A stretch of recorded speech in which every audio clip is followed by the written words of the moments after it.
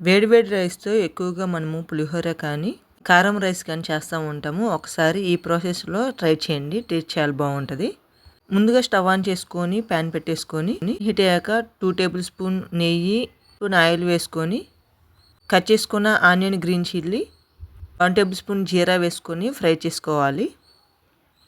మీ దగ్గర ఒకవేళ నెయ్యి లేకపోతే ఆయిల్‌తో కొని చేసుకోవచ్చు. కొన్ని మసాలాలే యాడ్ చేస్తున్నాను నేను.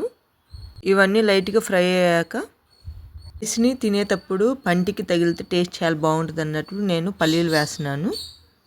పల్లీలతో పాటు మీ దగ్గర జీడిపప్పులున్నా వేసుకోవచ్చు. 1 టేబుల్ స్పూన్ ఫ్రెష్ అల్లం వెల్లుల్లి పేస్ట్ వేసుకోవాలి.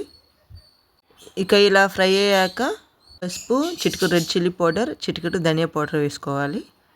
నేను ఈ రైస్ పిల్లలకు చేస్తున్నాను కాబట్టి స్పైసెస్ అన్నీ తగ్గిస్తున్నాను. మీకు కావాలంటే మీకు కావాల్సినంత మసాలాలు యాడ్ చేసుకోవచ్చు. కొంచెము గరం మసాలా వేసాను. జస్ట్ ఆనియన్, పల్లీలు వేగితే సరిపోతాయి.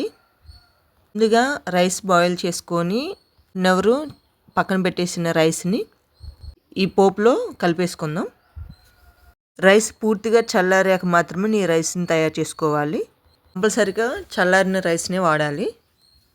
టేస్ట్కి సరిపడా సాల్ట్ వేసుకొని మొత్తము కలుపుకోవాలి. నేను ఈ రైసు లంచ్ బాక్స్లోకి తయారు చేస్తున్నానండి. అందుకని ఇక ఈ రైస్లోకి సైడ్ డిష్ కర్రీస్ ఏమీ పెట్టనండి. ఇలానే సర్వ్ చేస్తాను పిల్లలకి. దగ్గర కూరగాయలు ఏమీ లేనప్పుడు సింపుల్ మెథడ్లో టేస్టీగా పిల్లలకు సర్వ్ చేస్తే హ్యాపీగా తినేస్తారు.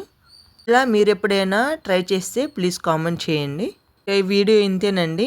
మరొక కొత్త రెసిపీతో నేను మీ ముందుకు వస్తాను. Thank you for watching.